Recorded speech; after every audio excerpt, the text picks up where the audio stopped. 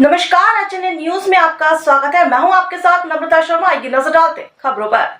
राजधानी स्थित गांधी भवन में वंचित शोषित सामाजिक संगठनों का अखिल भारतीय परिसंघ के द्वारा मध्य प्रदेश राज्य कार्यकारिणी प्रतिनिधि सभा का आयोजन किया गया, जिसमें मुख्य अतिथि के रूप में राष्ट्रीय संयोजक अध्यक्ष राज्य सफाई कर्मचारी आयोग, कैबिनेट मंत्री रे नगरीय प्रशासन एवं आवास विभाग मध्य प्रदेश शासन प्रताप करोसिया एवं राष्ट्रीय मानव अधिकार आयोग भारत सरकार के प्रियंक कानूनगो उपस्थित रहे। इस मध्य प्रदेश राज्य कार्यकारिणी प्रतिनिधि सभा में 52 से 54 जिले के प्रतिनिधि एवं कार्यकर्ता उपस्थित हुए। वहीं वंचित शोषित सामाजिक संगठनों का अखिल भारतीय परिसंघ के प्रदेश अध्यक्ष विष्णु भारती ने बताया कि देश भर में डॉक्टर बाबा साहब अम्बेडकर की विचारधारा के समर्थकों ने अपने अपने तरीकों से यहाँ के पूंजीवादी साम्राज्यवादी कट्टरपंथी विचारधारा पर प्रहार किया है, लेकिन यहाँ छुआछूत और मानसिक गुलामी की नीतियों की जहरीली जड़ें अत्यंत गहराई तक फैली है। यहाँ तक आर्थिक समस्याएं भी जाति समीकरण से जुड़ी हुई है। आर्थिक संपन्नता या विद्वता से सामाजिक अथवा राजकीय मान्यता प्राप्त करना आज भी मुश्किल बना हुआ है। हमारे वंचित महादलित जन समूहों का भाषा, प्रांत, क्षेत्र, रीति रिवाजों और पहचान को हमें हमारी एक मुट्ठी शक्ति बनाने में बड़ी बाधा आ रही है। जी, बहुत आभार की एक जो दलित महासंघ ने ये कार्यक्रम अपना आमंत्रित किया था, तो उसमें मध्य प्रदेश सरकार की जो विभिन्न योजनाएं हैं समाज के लिए, उसके बारे में यहाँ पर माननीय मुख्यमंत्री जी के मार्गदर्शन में जो योजनाएं चल रही है समाज के सर्वांगीण विकास के लिए, उनके बारे में बताने के लिए कैसे विस्तार करेंगे। क्या देखते हैं कि लोग बोल रहे हैं कि वंचित हैं, पीछे हैं, इनको आगे बढ़ाने के लिए क्या करेंगे? इसमें दो चार बातें जो है कि जो बाबा साहब अम्बेडकर की जो रास्ता है उसको समझना, और माननीय प्रधानमंत्री स्वयं जैसे स्वच्छ भारत अभियान के लिए उन्होंने इस समाज का सामाजिक रूप से कैसे मान बढ़े, उसके लिए स्वयं कैसे एक तरह से स्वच्छता दूत को जो सम्मान दिया है।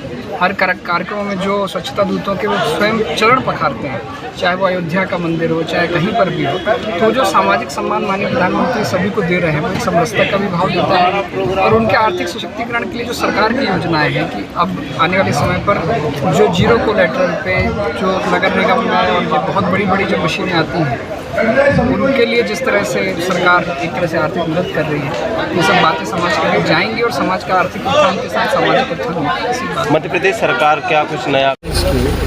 वंचित शोषित समाज का सामाजिक संगठन महादलित परिसंघ, तो उनके 135 प्रतिनिधि पूरे मध्य प्रदेश से बुलाए थे। समाज में जो सामाजिक, आर्थिक, शैक्षणिक, राजनीतिक विकासों पर चर्चा हुई है, और निश्चित इसमें सफाई कामगारों को एक ध्वज के नीचे लाकर उनकी जो ज्वलंत समस्याएं, उनकी कठिनाइयां हैं, उनके लिए संभाग स्तर पर हम टीमें गठित करेंगे और उन नेतृत्व के माध्यम से समाज के जो निचले स्तर पर बस्तियों में जो उनकी कठिनाइयां हैं, सरकार की जो योजनाएं हैं कल्याणकारी, उनके अंतर्गत उनको लाभ दिलाकर उनका आर्थिक विकास करना।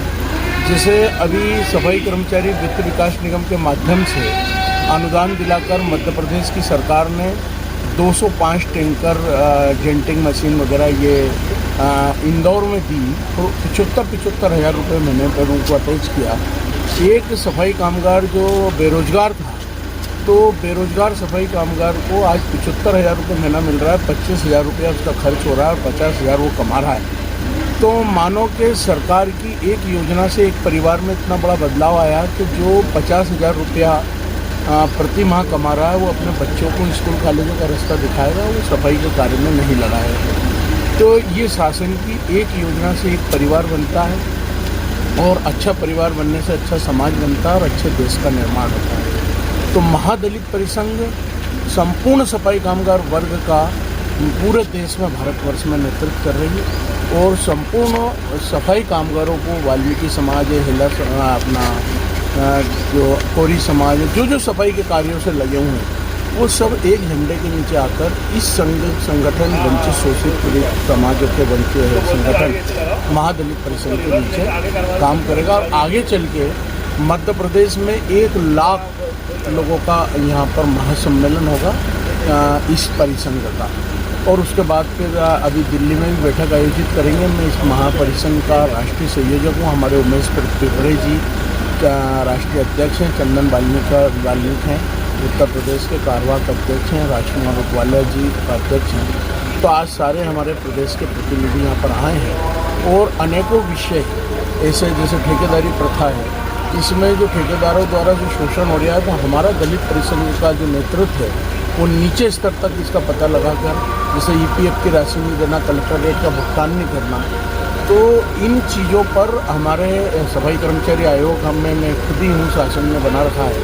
तो हम इनके सामाजिक जो भी मूलभूत अधिकार हैं उनकी कठिनाइयों को पता लगा के उनका निराकरण करना, मुख्यमंत्री जी के साथ रखना और इनकी जो ज्वलंत समस्याएं हैं उनके निराकरण करने के लिए महादलित परिसंघ की आज प्रतिनिधि महादलित परिसंघ की राज्य कार्य समिति की बैठक में आज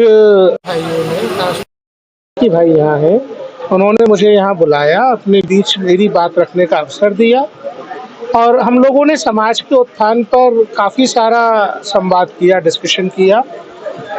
प्रधानमंत्री मोदी जी के नेतृत्व में, उनके मार्गदर्शन में जो 2047 में विकसित भारत हम बनाने जा रहे हैं, उसमें वाल्मीकि समाज की हिस्सेदारी सुनिश्चित करना, उसमें वाल्मीकि समाज का नेतृत्व सुनिश्चित करना, उसमें दलितों को बराबरी का हक मिलना तय होना, इस पर हम लोगों ने विचार विमर्श किया कि हम कैसे ये काम करेंगे। मुझे उम्मीद है कि आने वाले समय में हम मिलजुल कर और अच्छा काम करेंगे। सर, रायसेन पहुंचे थे, तोप का निरीक्षण किया, क्या निर्देश दिए? देखिए, रायसेन में वहाँ का प्रशासन बड़ा किंकर्तव्य मूड है। वहाँ पे इलीगल तरीके से एक लाइसेंस दिया है कलेक्टर ने तोप चलाने का, जो कलेक्टर दे नहीं सकते। हम आज वहाँ गए थे तो हमको भी नीचे जिहादी गुंडों की भीड़ ने घेर लिया था, घेरने का प्रयास किया था। मैं यही कहना चाहता हूँ कि प्रशासन को धार्मिक अतिरेक में ऐसे काम करने से बचना चाहिए और कानून का पालन करना चाहिए। तोप चलाने का लाइसेंस कलेक्टर नहीं दे सकते, तोप चलना बंद होनी चाहिए, मानव जीवन के लिए खतरा है। सर, असलम चमड़े की बात कही लगा आपकी आ रही है। असलम चमड़ा दुष्ट आदमी है, उसके बारे में मैंने भोपाल पुलिस को 6 महीने पहले अवगत कराया था।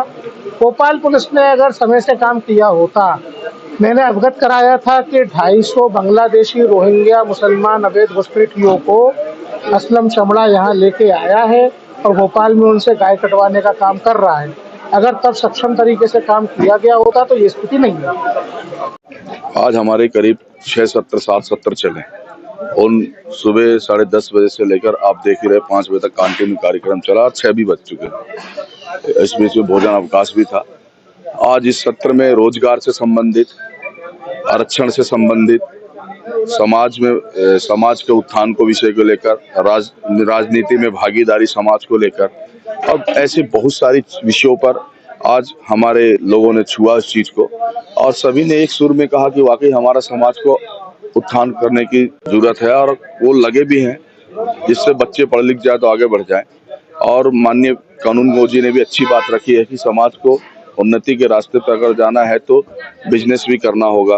वही हमारे प्रताप कुरोशिया जी ने भी कहा है कि बिजनेस और शिक्षा, मतलब सब कुल मिला के आज यह निचोड़ निकल कर आया है कि हम सबको, जो हमारी जातियां अलग अलग नामों से बटी हुई है, डोम, डोमार, हेला, मखियार, भंगी, मेहतर, वाल्मीकि, ये जो अलग अलग क्षेत्रों में अलग अलग तरीके से बटी हुई है, उन सबको एकता के सूत्र में बांधना है। जिस तरीके से झाड़ू को एकता के सूत्र में वो बांस का डंडा और वो तार बांध देता है, उस तरीके से महादलित परिसंघ यह काम कर रहा है। हम लोग भी वही काम कर रहे हैं और आने वाले समय में हम एक मध्य प्रदेश के भोपाल में करीब एक कह सकते हैं कि हम महादलित कुंभ करने वाले हैं। बहुत जल्दी बड़े स्तर पे यह निर्णय हुआ है और जिसमें हम माननीय मुख्यमंत्री जी को अपने बीच में पाएंगे। ऐसा आज ये कार्यक्रम हुआ और भी बहुत सारे जो चीजें हैं, लक्ष्मण मरकाम जी को हमने अपना ज्ञापन दिया है, तो वो चीजें हम करने वाले हैं और आगे देखते हैं और क्या हो सकता है।